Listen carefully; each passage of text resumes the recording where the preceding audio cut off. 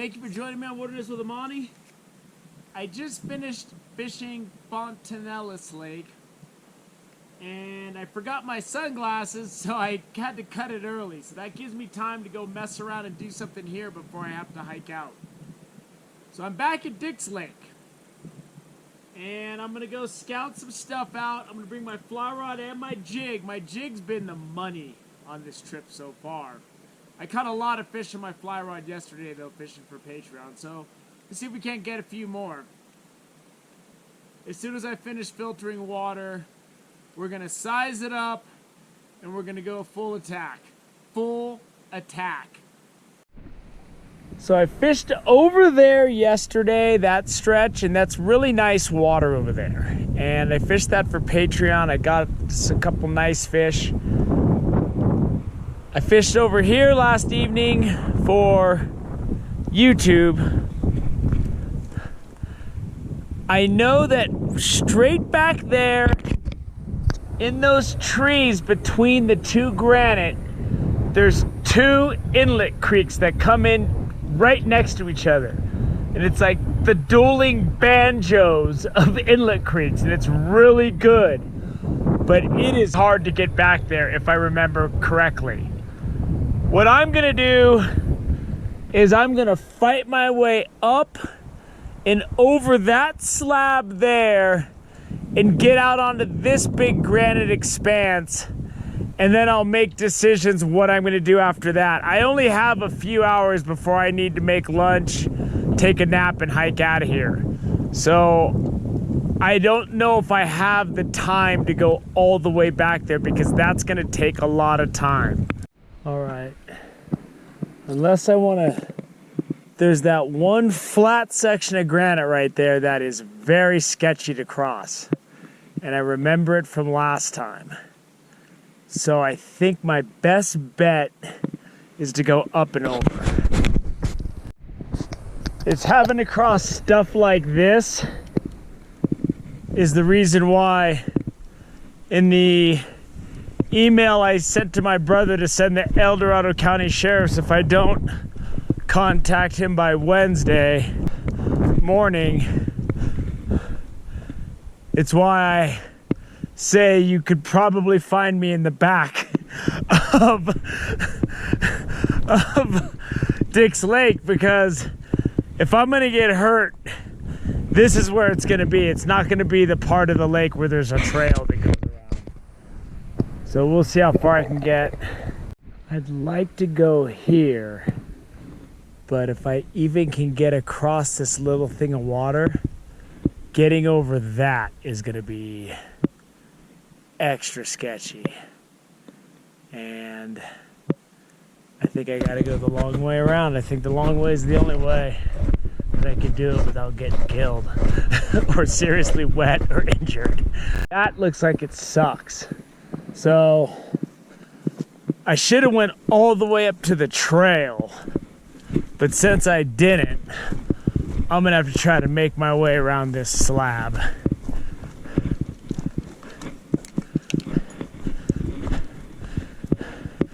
I might end up in the water. But if I end up in the water here, I'll just be wet. It won't be that big of a deal. Okay, this isn't too bad. There's some footholds, a couple of handholds. And I just don't know if I can get around. I think I have to go up and over if I'm gonna do anything. What does that look like?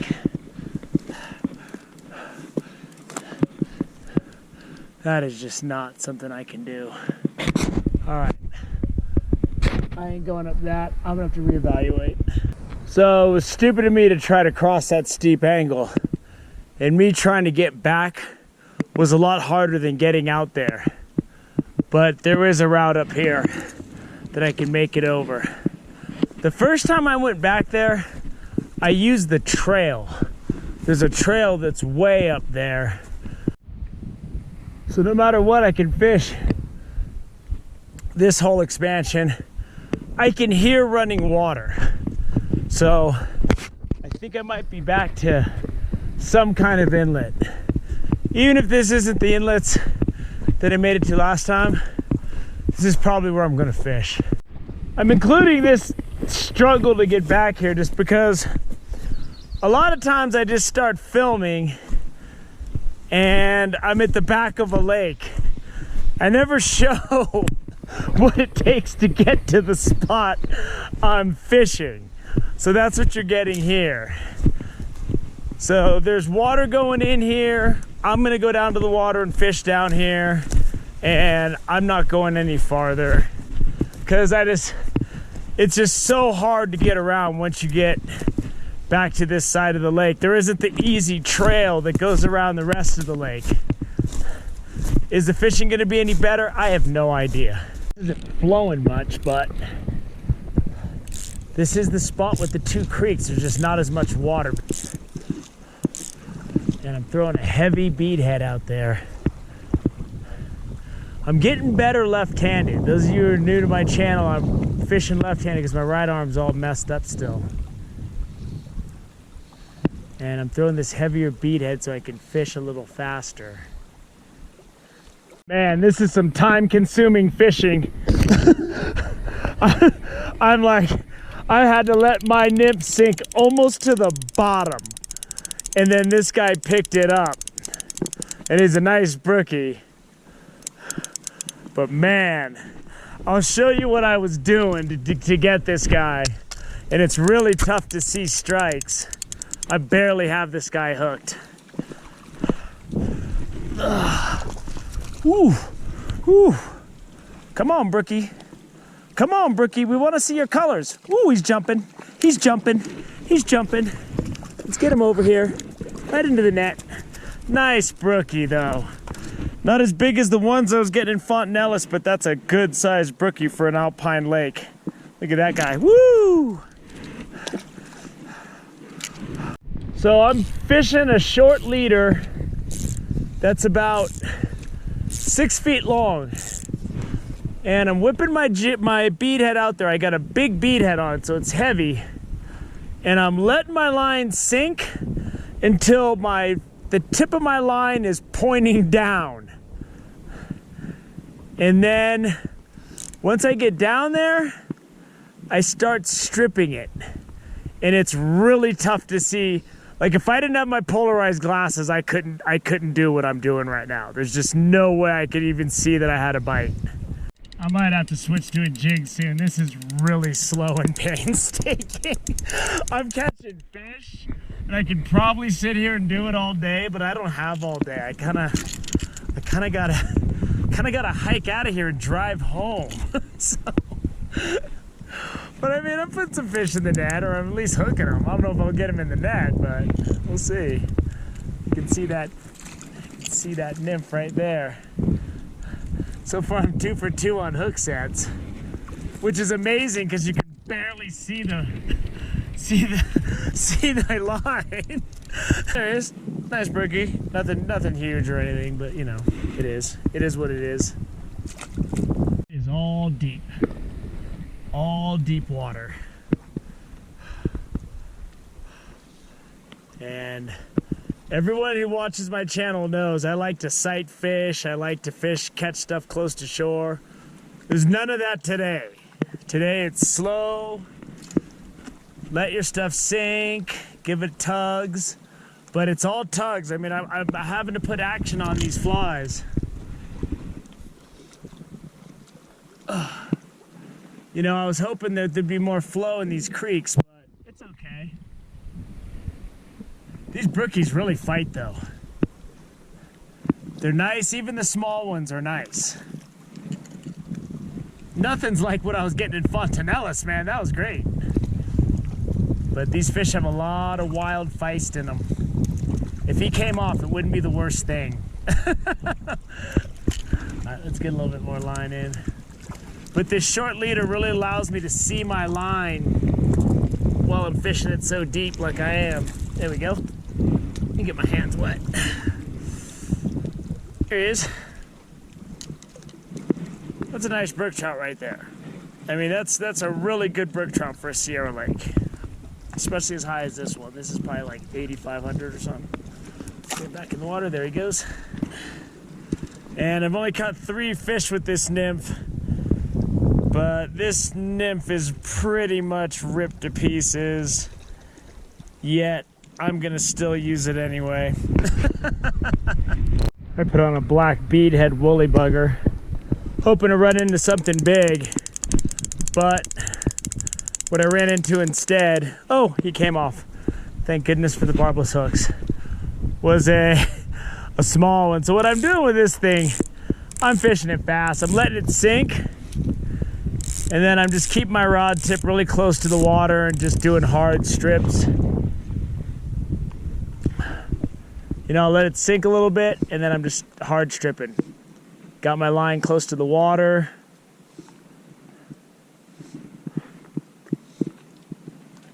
Hopefully I get a hit by something big. But so far, the only things I've gotten since...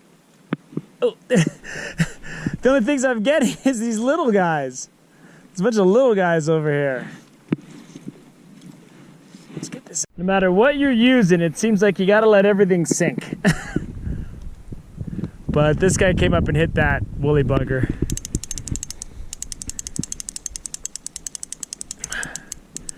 And they're not the big guys, but you know, these are nice fish still. And if this guy comes off, I would not be totally disappointed. I'm gonna have to get my hands wet on the net, or I'll just jump down here really quick. Which way am I gonna go?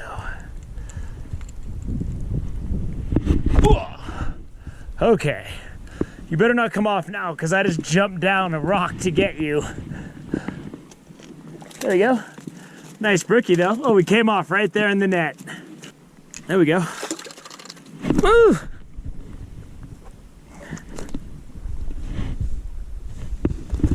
Oh, you saw him. He's back in the water. I just had one. And he came off. I set the hook on him, and I thought, oh, I finally got a hook set on camera because I was just showing what I was doing. Ooh, there we go. There we go. I got this deep water with these boulders, and there's a lot of brookies in here. And they're coming up and hitting this woolly bugger. And last one just came off, which was nice because they're, you know, to land a fish, I gotta jump down here, which is no picnic. Oh!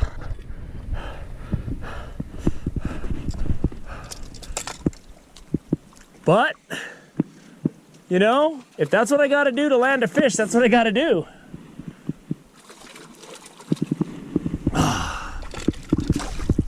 Oh, you knock it off, buddy. There you go. That's a nice brookie. Really wild and strong. Look at that. That's a nice brookie right there. Oh! There he goes.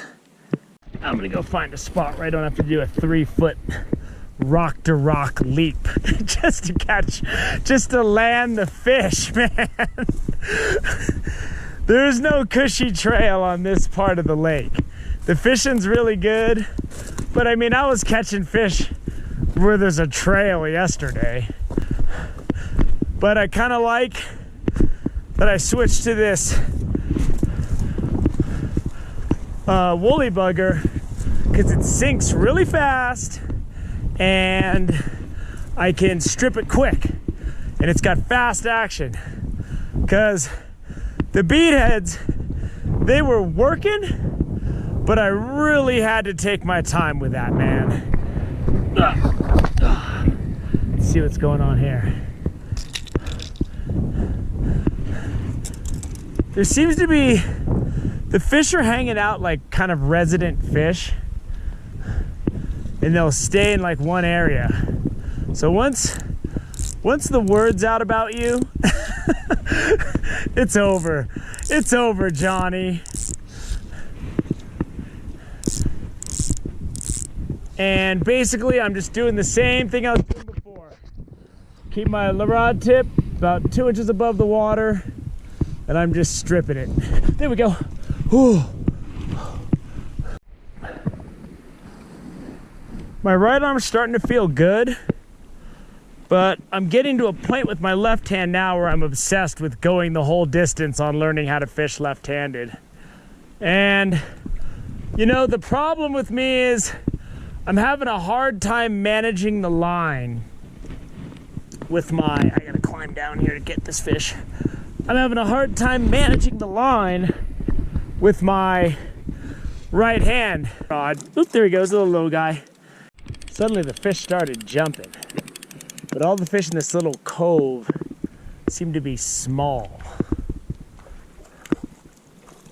But I'm setting the hook on almost everything now. Really got my timing, and I'm getting the left-handed stripping with my right hand down, and that was what was killing me. Because you got to be able to react fast when you're fly fishing.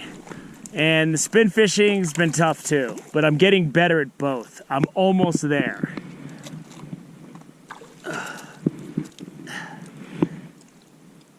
There he is. I was complaining about how small it was. It really wasn't that small.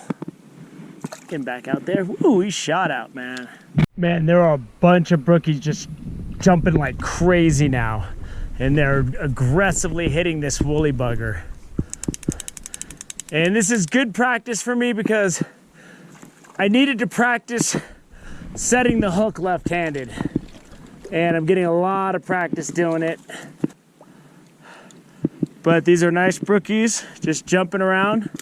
And there's some kind of a hatch going on right now. But it doesn't matter. I throw this woolly bugger out and they're just hitting it without even hesitating. Oh, he's going for it. He's going for it. Ooh, he chickened out. He chickened out. Don't go soft on me. Don't go soft on me. No room for chickens here. I'm looking for fish. Woo! There we go. These are all hardy brook trout though. They're nice fish. Look at that guy. Beautiful spots on him. Get him back out there. I only have a couple more minutes to fish before I gotta start getting ready to get out of here. So do me a solid and just come up and take it. Yeah, another chicken. I'm not looking for chickens. I'm looking for lions. Oh, like him.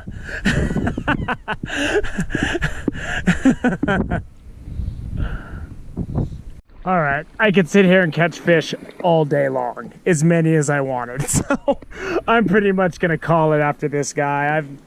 You know, I gotta hike out of here. So,